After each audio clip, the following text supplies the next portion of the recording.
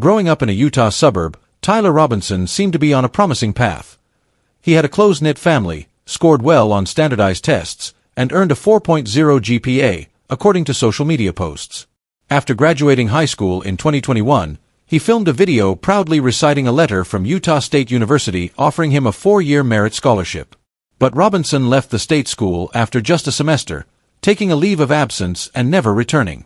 Now, authorities are working to understand what happened in the intervening years that led Robinson to the rooftop where he allegedly gunned down conservative activist Charlie Kirk this week. The brazen murder, the latest in a string of attempted and successful assassinations of political leaders in recent years, has led to anguished recriminations across America's political spectrum. While police are still investigating the killing, authorities have pointed to what they described as anti-fascist messages engraved on bullet casings in a rifle found near the deadly shooting as potential evidence of a political motive. One bullet was inscribed with, "Hey fascist. Catch." A message that Utah Governor Spencer Cox said Friday speaks for itself. A family member of Robinson's told investigators that the suspected shooter had become more political in recent years, and in particular had lashed out at Kirk at a recent family dinner, Cox said. But the messages on the bullet casings also included a mix of memes and allusions to video games, suggesting a deep immersion in an irony-soaked online world where meanings can be difficult to precisely decipher. Those messages included a series of arrows representing the controls used to carry out an attack in the video game Helldivers 2 and lyrics of a popular Italian song linked to anti-fascists, but also popularized more recently in another game, Far Cry 6, and a Netflix series. People who knew Robinson described differing memories of his political leanings. An electrician who worked with Robinson on a job just a few weeks ago, and asked not to be named, like others who spoke about Robinson, due to the sensitivity of the situation, described his colleague as a shy presence who wasn't talkative unless he was spoken to. Robinson didn't really talk political, unless someone brought it up, the electrician said, adding that he wasn't too fond of Trump or Charlie Kirk. But several years ago in high school, Robinson, like his family, was politically conservative, and supported President Donald Trump ahead of the 2020 election, one of Robinson's former classmates told CNN. "When I knew him and his family, they were like die-hard Trump," said the former classmate. "When this happened, I was like, I don't know what changed." Voter registration records show that Robinson is currently registered to vote unaffiliated with any party, although he never cast a ballot, the Washington County Clerk said in a statement. The former classmate described Robinson as being very, very big into gaming and interested in video game design. Robinson and his friends would spend their lunches playing the card games and all that kind of stuff, he said. Robinson was quiet all the time and a little goofy, the classmate said, adding he didn't remember him making concerning statements or getting into trouble. "He was fun to be around, fun to talk to. He just was kind of shy and didn't open up very often." Now, people who knew Robinson are struggling to reconcile their image of him with the allegations laid out by police.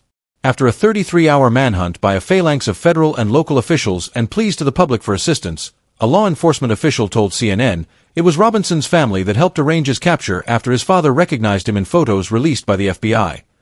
Robinson so far has not spoken to investigators, leaving authorities to continue their work to understand the roots of the killing. Robinson's hometown is a quiet suburb of St. George, a city in the southwest corner of the state. His parents, who did not respond to requests for comment, are registered Republicans, according to state voter records, and are seen in the community as friendly and helpful, neighbors said. Social media photos show the family traveling and enjoying outdoor activities, including some that showed Robinson and his brothers handling guns. Other photos suggested Robinson had long been deeply engaged with online culture. In one Halloween photo, his mother noted that Robinson was dressed as some guy from a meme. Robinson graduated from Pine View High School in St. George in 2021, a spokesperson for the school confirmed.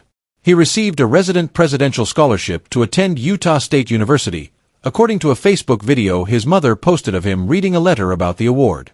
A spokesperson for the university said in statement Friday that Robinson briefly attended Utah State University for one semester in 2021.